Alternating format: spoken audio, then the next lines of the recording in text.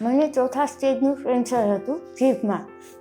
જે કીમો દીધા પછી અમે Shivam sir, Viraj sir, Pushpendra sir બધાને મળ્યા અને કીમો દીધા પછી ઓપરેશન આવ્યું. ઓપરેશન પછી 2 વીક પછી આરામથી બોલું છું, આરામથી જમી શકું છું.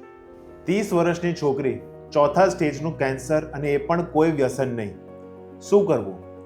જ્યારે પૂજાબેન મારી પાસે પહેલીવાર આવ્યા હતા ત્યારે એમની પાસે ટ્રીટમેન્ટ ઓપ્શન ફક્ત એક હતું કે આખી જીભ કાઢી દો અને ત્યાં એક મોટી ચામડી મૂકો, જેનાથી પેશન્ટ ઓપરેશન પછી બોલી નહીં શકે અને કંઈ ખાઈ પી નહીં શકે. પણ આપણે એનું મોડર્ન મેનેજમેન્ટ અને નવું પ્લાનિંગ કરીને પહેલાં કીમોથેરાપી ચાલુ કરી, જેમાં આપણે ડૉક્ટર વિરાજ સર અને ડૉક્ટર પુષ્પેન્દ્રભાઈની જોડે ભેગા પ્લાનિંગ કરીને એમનું પહેલાં કીમોથેરાપી આપી.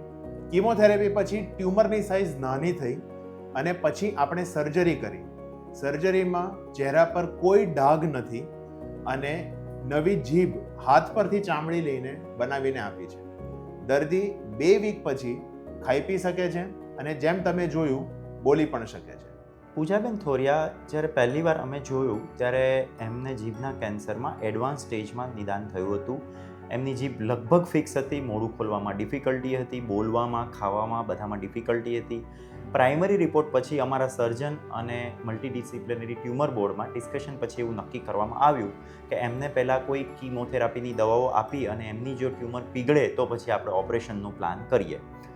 આ વખતે અમે હમણાં જે ઇન્ડિયામાંથી એક નવું રેજીમ આવી રહ્યું છે, જેની અંદર અમે લો ઇન્ટેન્સિટી કીમોથેરાપી સાથે ઓરલ મેટ્રોનોમિકની ટેબ્લેટ્સ અથવા તો ઓરલ મેટ્રોનોમિક કીમોથેરાપી અને ઇમ્યુનોથેરાપીનો લો ડોઝ એ કોમ્બિનેશન્સ પ્લાન કર્યો, કારણ કે એ ઇન્ટેન્સ કીમો રેજીમ માટે અંડરવેઇટ હતા, એમનું વેઇટ લોસ હતું, એમની ઇન્ટેક ઓછી હતી, ઇન્ટેન્સ રેજીમ માટે ફિટ નહોતા. આ રેજીમના પહેલી સાયકલ પછી જ એમને ઘણો સારો રિસ્પોન્સ મળ્યો.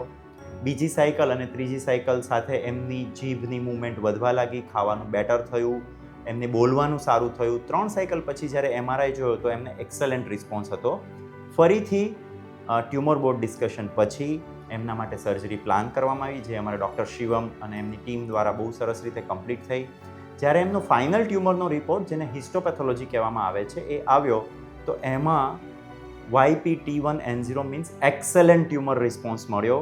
એટલે આજકાલ જરૂરી નથી કે જે દર્દીઓ ઇન્ટેન્સ ટ્રીટમેન્ટ ના લઈ શકે એમના માટે નવી થેરાપીમાં medium intensity chemotherapy with oral metronomic chemotherapy with low dose ઇમ્યુનોથેરાપીના ઘણા સારા રિઝલ્ટ અમે આજકાલ જોઈ રહ્યા છીએ. અને જે દર્દીને મોં અને ગળાના કેન્સરનું નિદાન એડવાન્સ સ્ટેજમાં થાય એમણે ડરવાની જરૂર નથી અને એમના કેન્સરના ડૉક્ટરોને ડેફિનેટલી બતાવી અભિપ્રાય પ્રમાણે એમની સલાહ ફોલો કરવી ખૂબ જ જરૂરી છે.